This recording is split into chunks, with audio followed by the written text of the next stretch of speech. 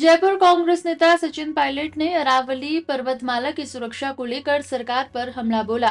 उन्होंने कहा कि सदियों से करोड़ों लोगों के लिए सुरक्षा कवच रही अरावली आज खतरे में है और सरकार अवैध खनन रोकने में नाकाम साबित हो रही है। कोर्ट के बयान का हवाला देते हुए पायलट ने कहा कि परिभाषा में कमी से अरावली का 90% क्षेत्र असुरक्षित होगा। उन्होंने सरकार पर सवाल उठाया कि क्या उसकी नीयत साफ है या वो अलवर की पर्वतमाला को खत्म करना चाहती है। पूरे भारत राजस्थान में लोग इस बात की चर्चा कर रहे हैं, लोगों को चिंता खाई जा रही है कि जो पर्वतमाला आदिकाल से करोड़ों लोगों के लिए एक सुरक्षा कवच बना हुआ था, एक ढाल बनी हुई थी, उसको जानबूझकर खतरे की दिशा में कौन डाल रहा है। और कोर्ट का जो हाल ही में वक्तव्य आया है उसमें सरकार की बात को माना गया कि पर्वत की जो ऊंचाई है वो 100 मीटर मान ली जाए।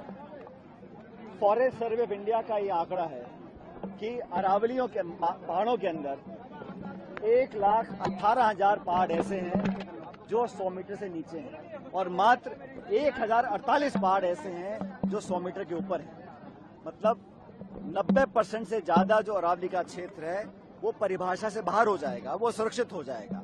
अब सरकार बोल रही है कि हम बिना परमिशन के इजाजत नहीं देंगे। इस प्रकार के बैंड पिछले 20 साल से अरावली में लगे हुए हैं, हरियाणा दिल्ली में लगे हुए हैं, लेकिन जो अवैध खनन हो रहा है, जो सरकार की नाक के नीचे अवैध खनन आज भी जारी है, उसको रोकने की सरकार क्या कर रही है? आने वाली पीढ़ियों का भविष्य अंधकार में डालना चाहते हैं। इतना प्रदूषण देश के अंदर है और जो रेगिस्तान का फैलाव है राजस्थान में वो रुका हुआ है अरावली पर्वतमाला की वजह से। अगर वो कुछ सालों के बाद नष्ट हो जाएगा तो दिल्ली तक रेगिस्तान पहुंच सकता है। चाहे वायु प्रदूषण हो, ग्राउंड वाटर हो, इकोलॉजी हो, बायोडायवर्सिटी हो, हवा का प्रदूषण हो, उस सब में ये एक सुरक्षा कवच ढाल हमारे लिए है।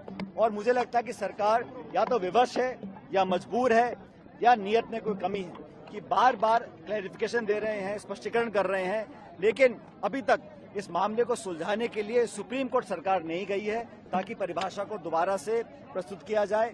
और मैं ऐसा मानता हूं कि गुजरात हो, राजस्थान हो, हरियाणा हो, दिल्ली हो, चारों राज्यों में चारों सरकारें भाजपा की हैं, केंद्र की सरकार भाजपा की है, तो ये डबल इंजन नहीं है, 4 इंजन है और सारे इंजन लगातार दौड़ रहे हैं कि कैसे अरावली पर्वत को नष्ट किया जाए।